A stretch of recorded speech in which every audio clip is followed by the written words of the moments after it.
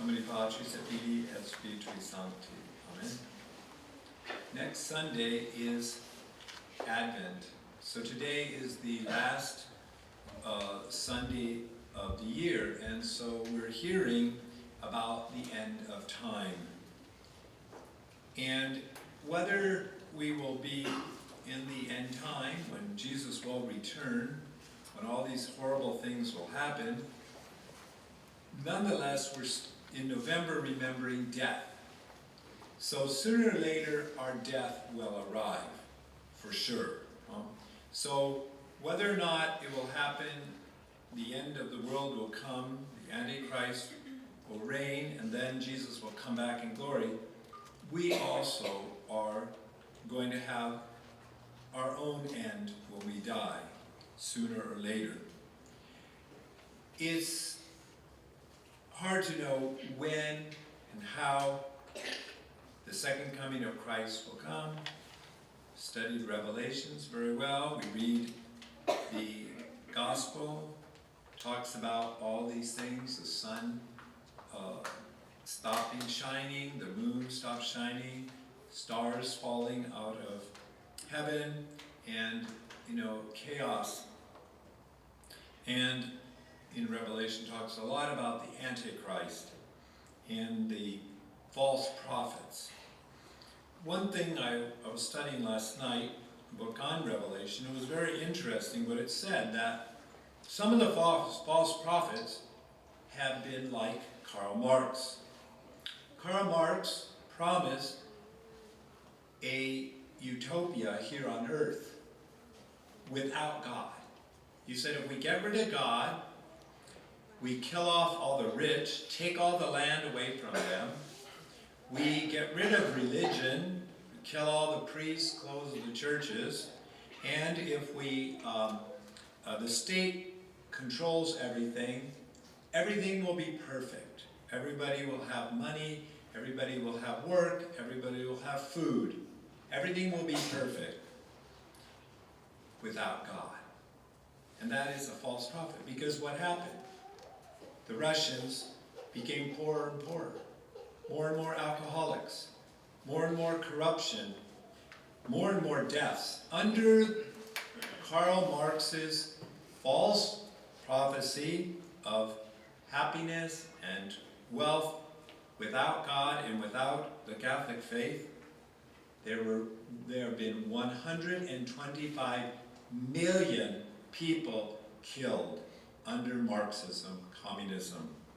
So it does not work. These false prophets do not work. Only brings chaos, slaughter, and torture, imprisonment, sneaking on people, like all big brothers watching you. So even today we have, under Barack Obama, socialism, trying to bring socialism where the government will take care of everything. We don't need God anymore. We just need socialism. Yeah, let's kill off the unborn babies we don't like. Let's kill them all off, and let's have the government take over, and you pay tons and tons of taxes, and you'll have everything you want, and you'll be very happy forever. It doesn't work. The United States is so far in debt. It's the debt of each one of you is something like, I don't know, $100 and something $1,000 each one, all together, all over. The national debt is incredible. But those things aside, what are the signs? Jesus says, look for the signs. The signs are that most Catholics are falling away, or those who are Catholics are bad Catholics. They're cafeteria, they pick and choose, especially in birth control. They use birth control, and whatever else they like, they pick and choose and do what they want. In spite of what the Bible teaches, in spite of what the church teaches, they go ahead and do their own thing. All the youth are leaving. Most of my family has left the Catholic Church. All of this is building up. Then we have the huge sexual revolution. Out of that comes, and that's how Barack Obama won. He promised abortion, even if a baby survives from abortion, you gotta let it die. He promised birth control. He promised the feminists, the homosexuals, they're great, they can have marriage, they can do anything they want. It's whatever people want so they can have their pleasure. Then pornography just growing and growing. It's this huge monster that is just growing. I have to hear about it all the time in confession. All these people, and you know as well, all on their smartphones, constantly. Some young woman just told me yesterday, she said, my friend a friend at school just pulled out the phone and showed it stuff. I didn't want to see it, he just pulled it out and showed it, you know. It's this huge monster, and everybody's getting involved in this big sexual pleasure monster that's, I think, really adding to the power of the Antichrist, because no one's going to want to go against that. Everyone's going, no, give me my pleasure. And religion, Catholicism, says, no, that's wrong. No, it will be, don't you dare stop my pleasure. And we go deeper into pleasure. Everyone just living for pleasure right now, their own personal pleasure. Then we have the Illuminati growing very, very quick. It promises, again, the false prophet. It promises people they will be wealthy, they will be famous, and they will be powerful.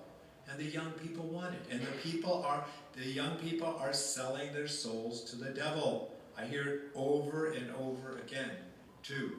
And I get on my blog, people will, because I have things on Illuminati a little bit, and then people go, how can I, they're send me a comment, how can I become part of the Illuminati? Or other ones, join the Illuminati and you will get this and this and this and this, you know?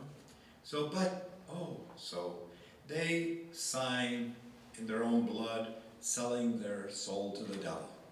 Now they're going to be happy forever. They can have all the pleasure they want. They can have all the money they want. What? They're not. Again, it's a false prophet that promises everything, but would not complete it. Whereas Jesus says just the opposite. He goes, give up your money, give up your fame, come follow me, carry your cross. We're going to suffer as Catholic Christians. This is going to be a difficult path. I don't want that. No way, that's no fun. That's hard. No, I'm going to take this. But where is there the meaning? Is there the meaning in all this other worldly things that are empty in the end? Or is there meaning in following Jesus Christ? Because he's God. Because he's love. Because he's everything. Because he's the source of all good things. But the false prophets keep speaking, and people follow the false prophets.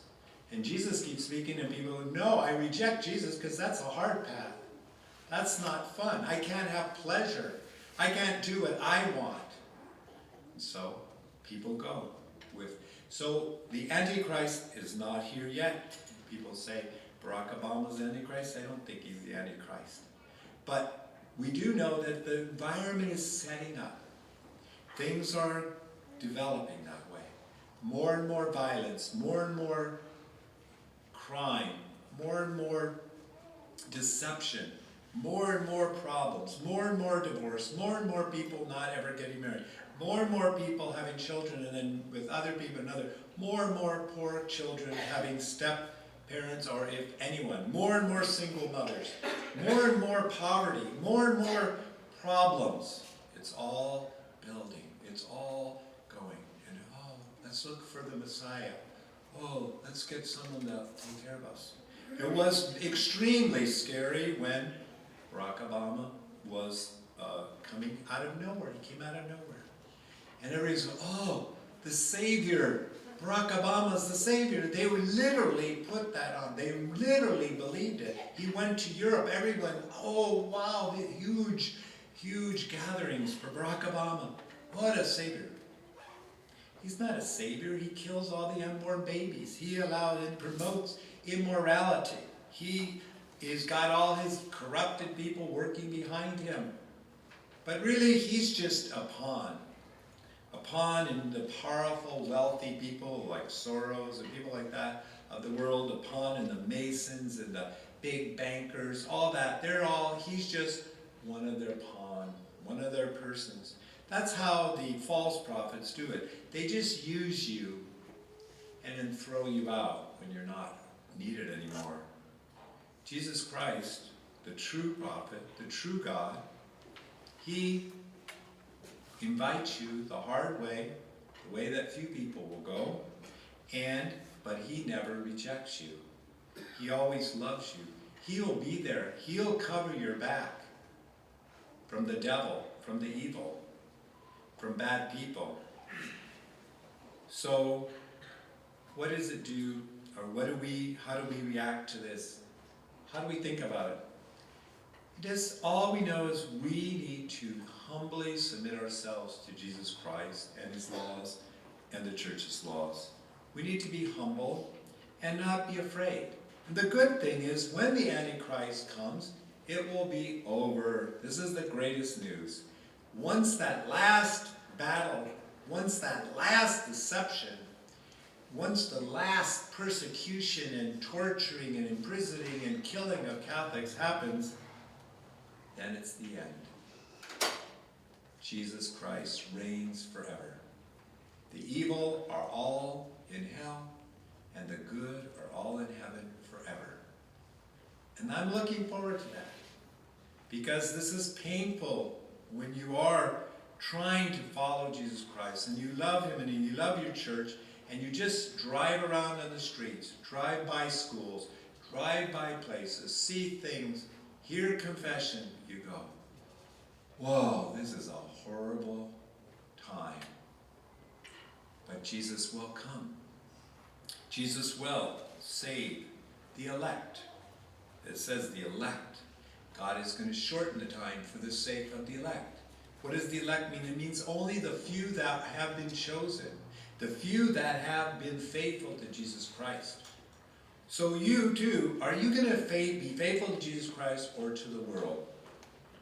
Are you going to be faithful to the Bible's teaching or to your own searching and seeking and indulging in pleasure?